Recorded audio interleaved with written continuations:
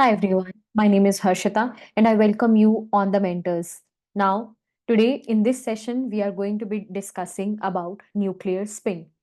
इससे पहले हम एक लेसन कर चुके हैं ऑफ स्पेक्ट्रोस्कोपी जहां मैंने आपको इंट्रोडक्टरी पॉइंट्स बताए थे कि what is spectroscopy, why do we study spectroscopy in the first place and what are the different kinds of spectroscopy. Now we discuss की रेडियो वेव्स जो हैं वो यूज होती हैं to change the spin of a nucleus, right? So radio waves can actually change the spin of a nucleus. So वहां पे हमने एक टर्म सुनी न्यूक्लियर स्पिन ट्रांजिशन, और न्यूक्लियर स्पिन ट्रांजिशन में भी we said nuclear spin. Now what do we mean by nuclear spin? Now इसको ना हम कैसे रिलेट कर सकते हैं? इसको we can actually relate with electronic spin. Right now we all know कि इलेक्ट्रॉन के 4 क्वांटम नंबर्स होते हैं, N, L, M and S, है ना? क्या हमने electronic, I am very sure कि every one of you knows what, so electronic spin जो होती है, right, it can have a value of half, sorry, and it can have a value of minus half.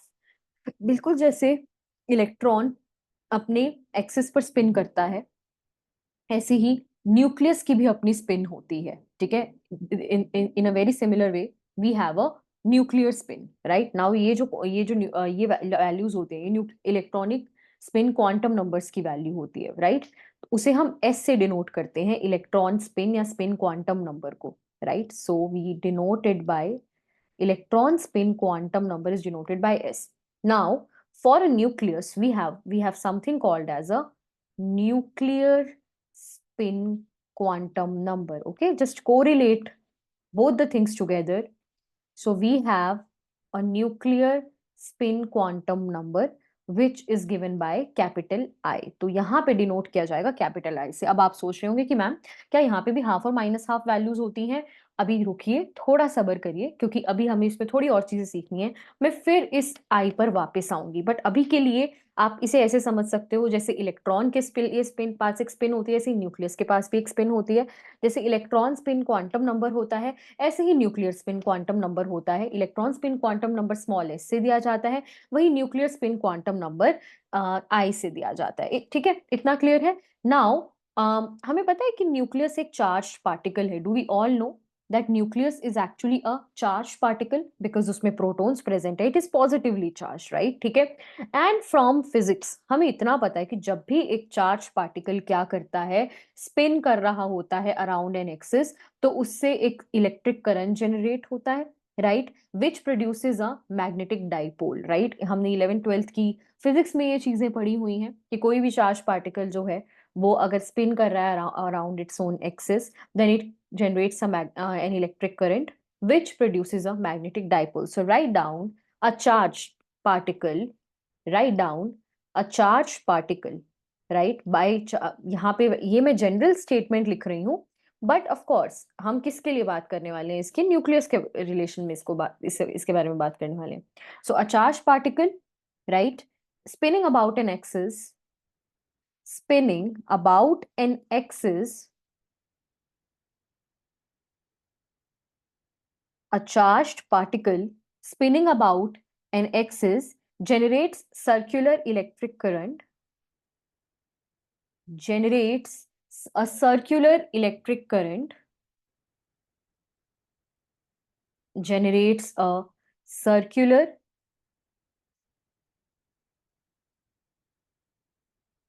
electric current, right, which produces a magnetic dipole, which produces a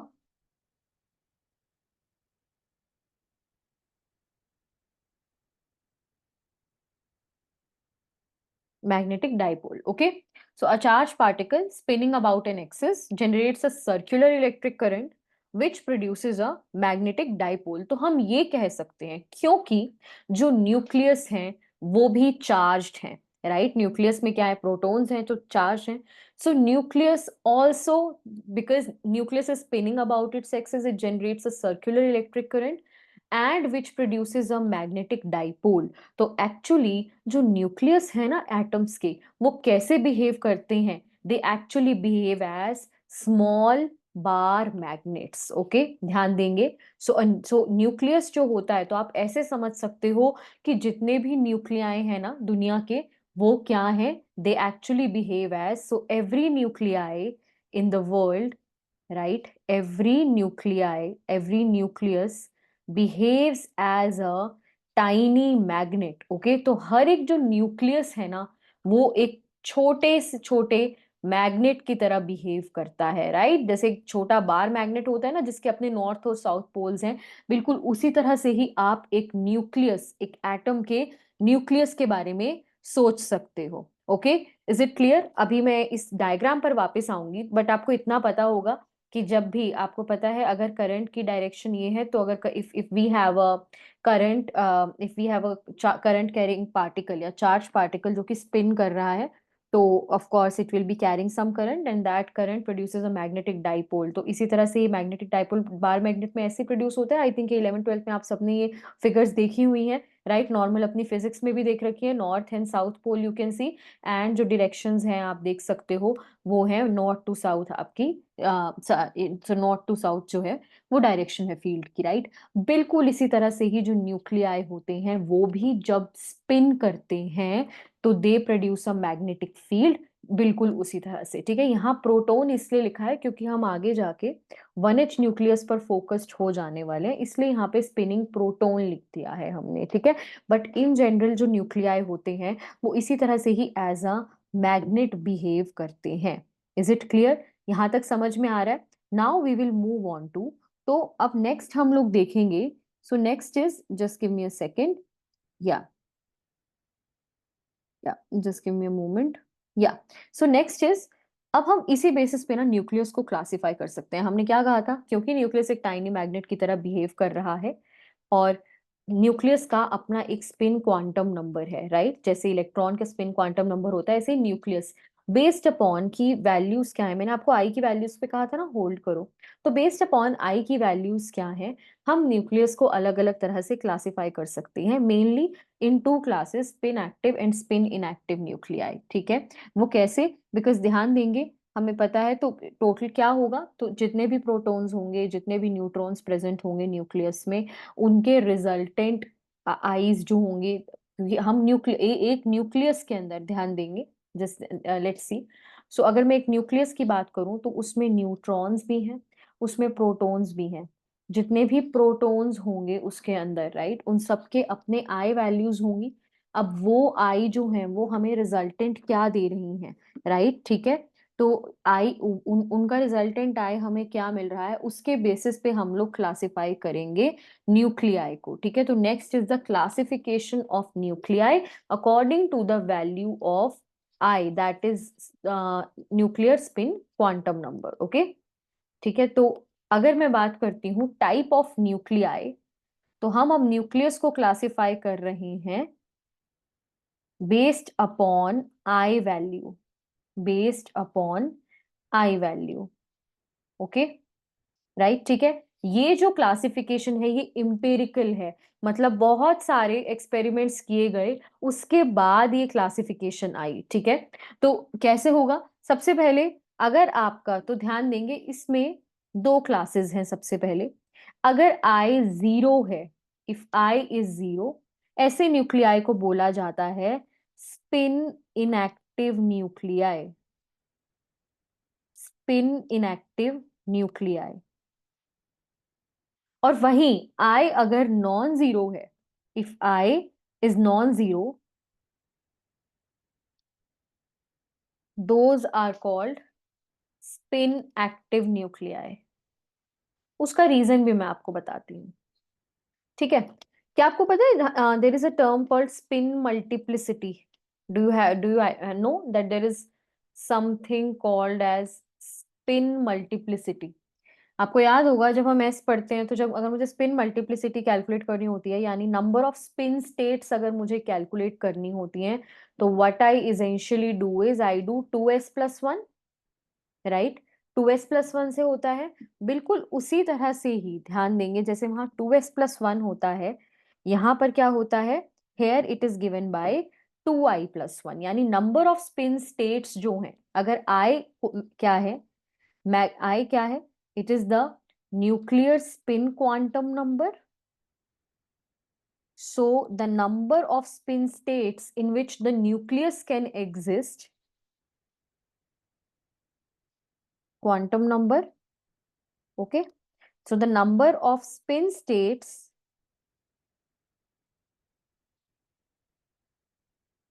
in which the nucleus can exist is given by 2i+1.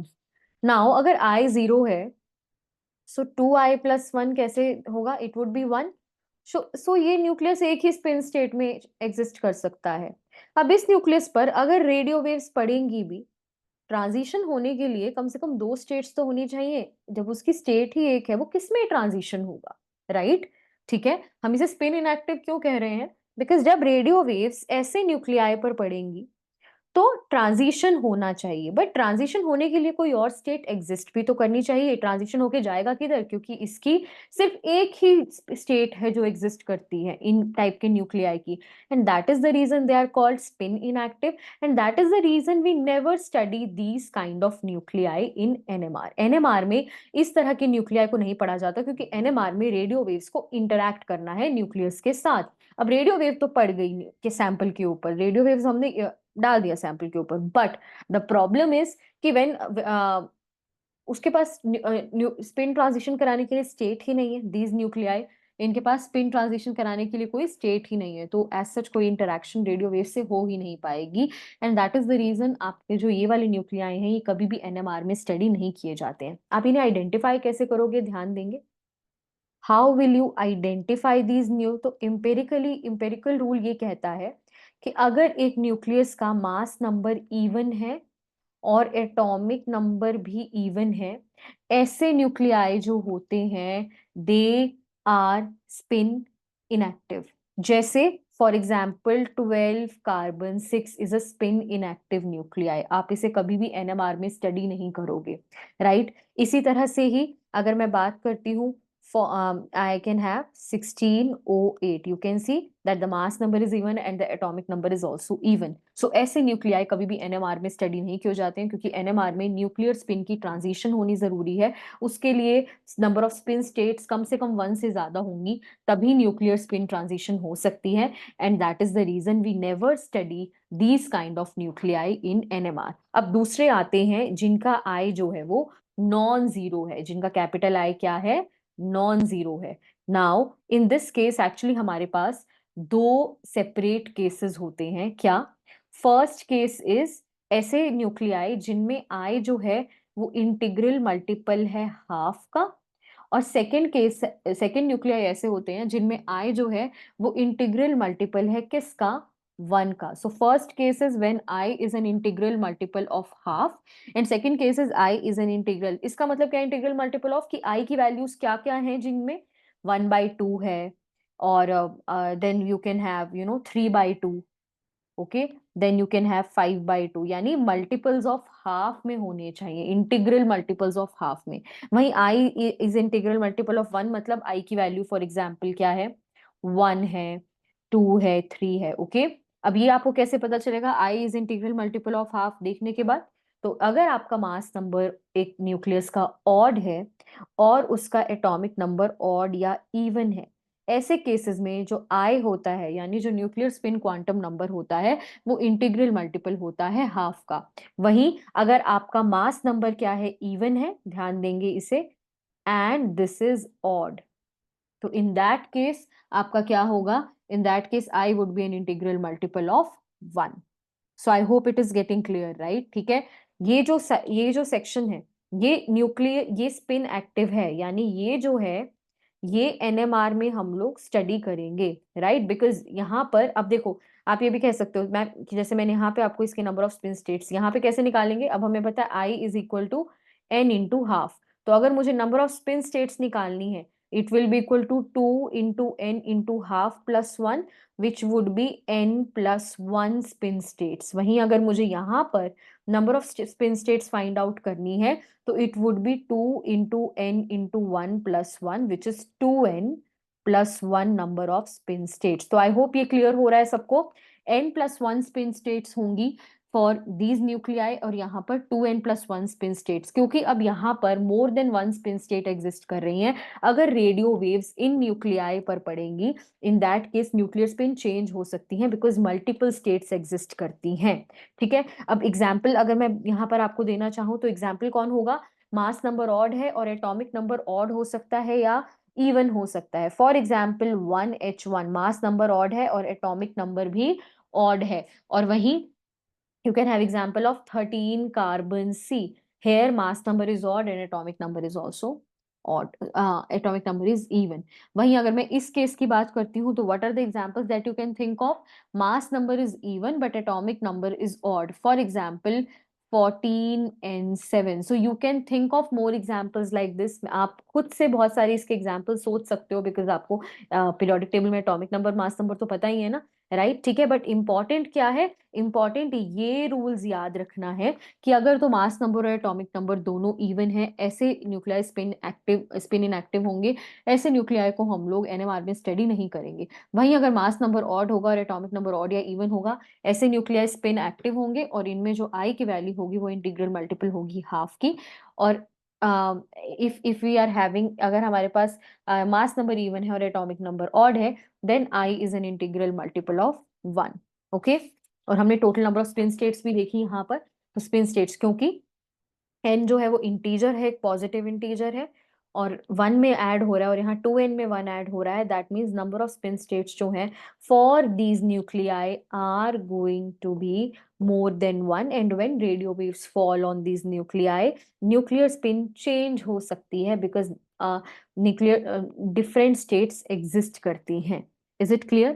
I hope आप सबको समझ में आ रहा है, कोई problem तो नहीं आ रही है? Perfect, very good. ठीक है, अभी हमने देखा based upon I value. Okay, right now we just saw the type of nuclei based upon I value. Now let us see the type of nuclei. So we'll come to this part later, but let us now see the types of nuclei based on shape. Types of nuclei based on shape. Okay, based on shape. So based on shape, actually दो तरह के nuclei होते हैं. One are spherical nucleus and other are non-spherical nucleus. One are spherical nucleus and the other category is non-spherical nucleus.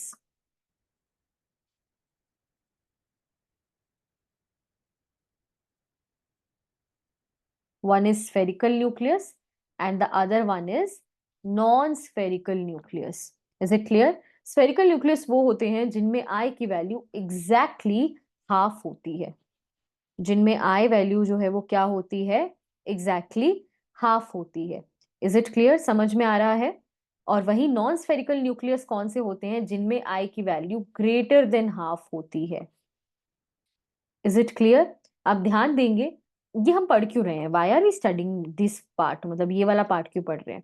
Because ध्यान देंगे, ऐसे nucleus जिनमें आई की वैल्यू हाफ होती है, अब यहाँ पे ध्यान दें, just give me a moment. So there is something called as, मैं बहुत डिटेल में इस पार्ट में नहीं जाऊंगी, but there is something called as quadrupole movement. Spherical nucleus कुछ इस टाइप के दिखेंगे और इनका जो क्वाड्रिपोल मूवमेंट है, इनका जो क्वाड्रिपोल मूवमेंट है दैट इज इक्वल टू 0। वही नॉन स्फेरिकल न्यूक्लियाई जो हैं, जो कुछ इस तरह के दिखेंगे, इनका क्वाड्रिपोल मूवमेंट जो है it will be not be equal to 0। Quadrupole movement mu यहाँ पर 0 होगा, वही म्यू यहाँ पर नॉन 0 होगा। तो उससे फर्क क्या पड़ेगा? अगेन उससे फर्क ये पड़ेगा कि इस केस में हमें जब आई हाफ होता है, इन दिस केस हमें एनएमआर में क्लियर सिग्नल्स मिलते हैं बिकॉज म्यू जो होता है वो न्यूक्लियर मैग्नेटिक मूवमेंट के साथ कपल नहीं करता। क्या होता है? अगर आई हमारा एग्जैक्टली हाफ है, in that case we actually get clear signals in NMR। NMR में हमें क्लियर सिग्नल मिलते हैं, क्यों? बिकॉज हमें पता है न्यूक्लियर स्पिन अगर है तो न्यूक्लियर स्पिन का एक कॉरेस्पॉन्डिंग मैग्नेटिक मूवमेंट भी होगा, right? If nuclear spin is existing तो ऑब्वियसली उसका कॉरेस्पॉन्डिंग, जैसे हमने पढ़ा ना, so let me give you उसका मैं एग्जांपल ही दे देती हूँ। जैसे यहाँ पर आपको पता होगा अगर स्पिन होती है तो स्पिन से रिलेटेड एक मैग्नेटिक मूवमेंट भी होता है, जिसे square root S into S plus one H by two pi से दिया जाता है, राइट? इसी तरह से यहाँ पर भी square root of I into I plus one H by two pi से दिया जाएगा, जो मैग्नेटिक मूवमेंट होगा, राइट? द मैग्नेटिक, तो ये न्यूक्लियर स्पिन का मैग्नेटिक मूवमेंट है। अब न्यूक्लियर स्पिन का मैग्नेटिक मूवमेंट क्या करेगा इस केस में, what the problem would be कि न्यूक्लियर स्पिन का जो मैग्नेटिक मूवमेंट है वो कपल नहीं करेगा विद म्यू, क्योंकि म्यू जीरो है। बट यहाँ पर in this case what will, तो यहाँ पर क्लियर सिग्नल्स आते हैं। वहीं अगर मेरा आई ग्रेटर देन हाफ होता है, in that case I get disturbed signals. उस केस में क्या मिलते हैं? डिस्टर्ब्ड सिग्नल्स मिलते हैं। क्यों? बिकॉज ये जो म्यू है ना, क्वाड्रिपोल मूवमेंट इस शेप की वजह से, दैट एक्चुअली, तो why it happens that mu is non zero, sorry disturb signals क्यों मिलते हैं? बिकॉज जो ये क्वाड्रिपोल मूवमेंट है ये कपलिंग कर लेता है किसके साथ? It couples with nuclear spin magnetic movement. वो किसके साथ कपल कर जाता है? न्यूक्लियर स्पिन मैग्नेटिक मूवमेंट के साथ, okay? It couples with nuclear spin magnetic moment. I hope it is clear. तो on the basis of shape, we can have spherical nucleus and we can have non-spherical nucleus. Spherical nucleus वो होते हैं जिनका I half होता है, non-spherical nucleus वो होते हैं जिनका I greater than half होता है। तो spherical nucleus जो होते हैं उनका quadrupole movement जीरो होता है। मैं quadrupole movement की डिटेल में बहुत ज्यादा नहीं जा रही हूँ बिकॉज अदरवाइज हम थोड़ा सा अपने मुद्दे से भटक जाएंगे। तो क्लियर, बट आपको ध्यान रखना है कि यहाँ क्लियर सिग्नल्स मिलते हैं क्योंकि quadrupole movement कुछ है नहीं।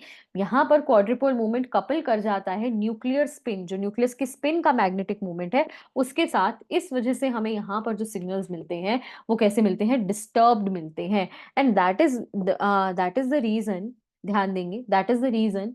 तो I is equal to half वाले न्यूक्लियाई कौन से हैं फिर? I is equal to half कौन कौन से न्यूक्लियाई का होता है? So we have 1H1, right?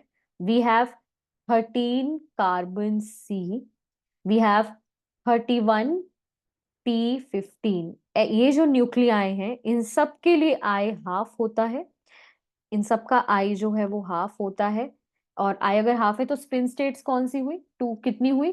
2 × 1/2 + 1, 2I+1 spin states exist करेंगी, यानी 2 स्पिन स्टेट्स एग्जिस्ट करेंगी। कौन सी? इनके लिए सिर्फ 2 टाइप की स्पिन स्टेट्स एग्जिस्ट करती हैं। only 2 type of spin states exist। 2 हुई ना, ठीक है? I is equal to half and I is equal to minus half। तो ये जो न्यूक्लियाई हैं इनका I जो है वो हाफ, तो आई होप ये क्लियर है, ये सबको समझ में आ रहा है, राइट? अगर I हाफ है तो बेसिकली इसकी जो 2 स्पिन स्टेट्स हैं जो एग्जिस्ट करेंगी वो होंगी I is equal to half and I is equal to minus half। These are the 2 spin states which will be existing for these nuclei। And that is the reason बच्चे कि हम लोग जब स्पेक्ट्रोस्कोपी पढ़ते हैं सबसे कॉमनली कौन सी पढ़ते हैं हम? 1H NMR पढ़ते हैं, जिसको हम एक्चुअली आगे पढ़ने वाले हैं अपने सभी लेसन्स में। इसे PMR भी कहते हैं क्योंकि 1H है क्या? 1H is nothing but a proton. Hydrogen atom एक प्रोटोन होता है, राइट? कोई इलेक्ट्रॉन, तो इसमें कोई न्यूट्रॉन नहीं होता है, राइट? सो 1H1 का अगर मैं न्यूक्लियस की बात करूं, ध्यान देंगे, हाइड्रोजन एटम का nucleus is just 1 proton, right? Nucleus of hydrogen atom 1H1 का जो न्यूक्लियस है it's just a proton. And that is the reason इसकी जो इंटरेक्शन, जब हम 1H1 के न्यूक्लियस की इंटरेक्शन पढ़ते हैं with radio waves, that is also called as proton magnetic resonance, because 1H1 atom का जो न्यूक्लियस है वो जस्ट एक प्रोटोन है। And this is going to be our core topic in the, इसे 1HNMR भी कहा जाता है और इसे प्रोटोन मैग्नेटिक रेजोनेंस भी कहा जाता है, राइट? सिमिलरली आपके पास क्या होती है? यू हैव 13C NMR भी होती है, 31P NMR भी होती है। 13C भी बहुत सारे एग्जाम्स के सिलेबस में, IIT एग्जाम में 13C नहीं आती है। नेट और गेट में 13C आती है। If you want to study, अगर आपको पढ़ना है तो आप डेफिनेटली क्या कर सकते हो, you can go ahead and check out our courses on the Mentors app. आप उस पर चेक कर सकते हो if you want to study 13C NMR, ठीक है। तो वहाँ पे detail courses are available for both IIT JAM, CSIR, NET, GATE and other exams. So you can go ahead and check that out. But for now, तो आपको ये समझ में आना चाहिए कि 1H1 13C इन सबका I half है, and that is the reason हमें इनमें clear signals मिलते हैं जब हम NMR करते हैं, and that is the reason इन्हीं की ही NMR स्पेक्ट्रोस्कोपी सबसे ज्यादा पढ़ी जाती है। और अब हमारा going forward in our coming lessons, all our focus will be on 1H NMR। हमारा पूरा फोकस 1H NMR पे रहने वाला है। 1H NMR अपने आप में बहुत ज्यादा डिटेल्ड है। इतना आपको समझ में आ गया होगा कि 1H न्यूक्लियस के लिए दो स्पिन स्टेट्स एग्जिस्ट करती हैं, एक हाफ और एक minus half. These are the two spin states which exist for these are the two spin states which actually exist for 1H। तो अगर रेडियो वेव्स आके suppose I is equal to half में है nuclei, तो radio wave if they will come and interact, तो they will transition the nuclei from I is equal to minus half और something like that. इसके बारे में बहुत अच्छे से, बहुत डिटेल में हम लोग अपनी नेक्स्ट क्लास में पढ़ेंगे। So make sure that you subscribe to the YouTube channel and you like the video and share it amongst your friends जो भी स्पेक्ट्रोस्कोपी पढ़ रहे हैं, so that the video reaches maximum students. अगर आपको PDF चाहिए इस सेशन की, तो द मेंटर्स ऐप पर मिल जाएगी। डिस्क्रिप्शन बॉक्स में द मेंटर्स ऐप का लिंक है, वहां पर आपको इस सेशन की PDF जो है वो अवेलेबल हो जाएगी। Thank you so much everyone, and I will see you all in the next session very soon.